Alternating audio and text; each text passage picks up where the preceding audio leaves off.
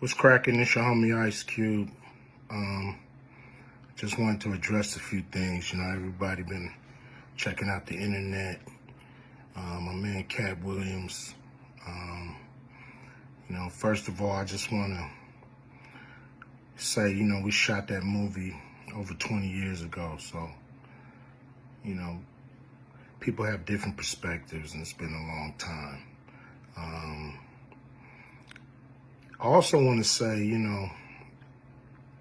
every comedian that I've worked with, every comedian that I've put in a movie, I only put them in the movie because I thought they was funny. I thought they was perfect for the part. I tried to put them in a position to win. That's what it's all about, I look at from, Chris Tucker and Bernie Mac and Mike Epps, Katt Williams, Ricky Smiley, Michael Blackson, Cedric, Kevin Hart. All these guys I know are funny as hell. I didn't discover them. They were doing their stand-up or doing their thing, and I knew that they were great and that they could act, and that if I have an opportunity, I was gonna give them an opportunity. To me, that's what it's all about. As far as specific things, Katt was 100 on a few things. Most of what he was saying, a couple things, I just want to clarify. When we bring in a new, comedian, we do have them try out for different roles.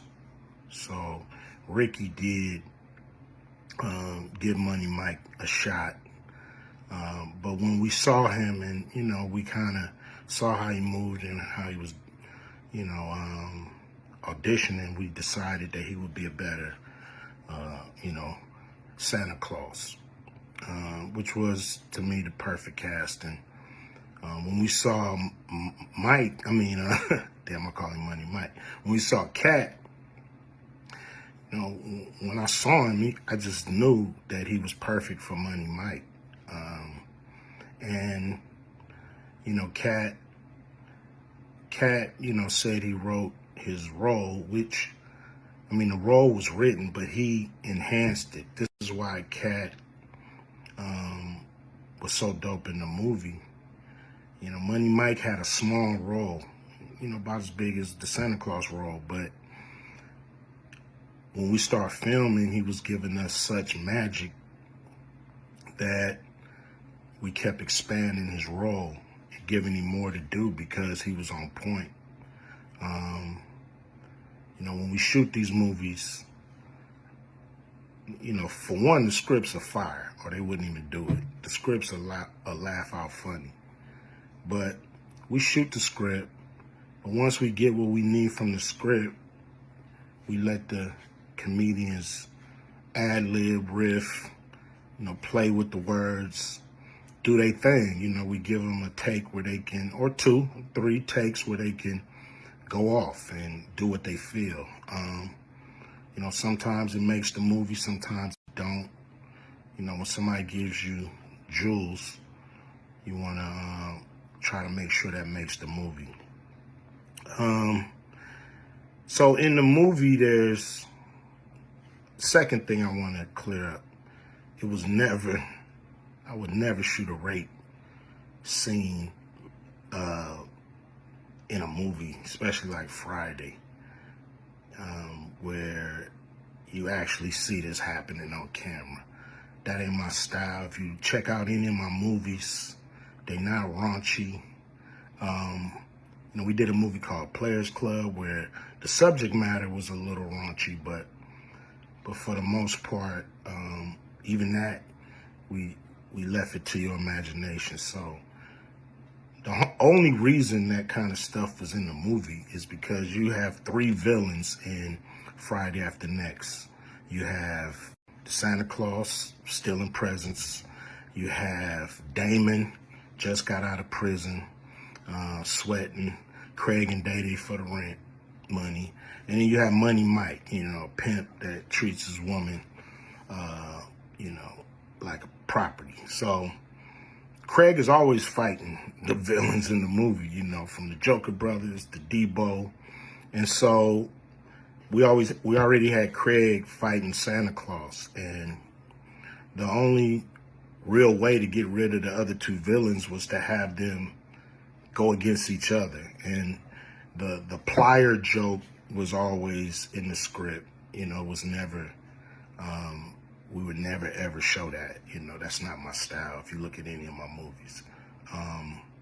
So, that was never a discussion, we, at that point in everybody's career, we would listen to a certain extent, but we wasn't gonna change the movie for any actor. We do what we feel, and if it was a rape scene, it would have been in the movie. There was no reason not to shoot it. But that's not my style. I don't even like that kind of shit in movies, on camera. And so, that was, to me, a little discrepancy there. Katt, he wrote a lot of his part because, like I said, he was giving us jewels, so we were keeping the camera rolling. He was coming off the dome. He was coming prepared every day to steal the show. That was his mission. And, that's what he did, with the movie. And it launched his career, And I'm proud of the movie. I'm proud of all the guys who've, come through, a Q Vision production and went on to do bigger and better things. And look, a lot of people are talking about pay and how much they was paid on these movies that were extremely low budget. Most of these guys work a couple of days, and when you're doing a movie, there's over 100 people working on the movie that need to get paid. Most of them got to get paid every day. And there's pre-production and post-production. Even after you finish with the actors, you got to pay editors and sound people. And my movies are all about quality. So most of the money go up on the screen. I'm not giving you no bullshit. I'm not giving you no low budget, shit you can laugh at because it's so cheap. So, we try to put all the money on the screen. And so any actor that's mad at what they got paid, just look at what you was doing. Look at where your career was at the time. Take a look at where it is now. And Friday has something to do with that, I believe. And I put a lot of people in movies, but they ain't never put me in a movie. So you could take that for what it's worth. You know what I'm saying? I've given a lot of these guys opportunities. And I still act, so I'm waiting for a call. I ain't got to produce everything or write everything. I got love for all the comedians that I've worked with.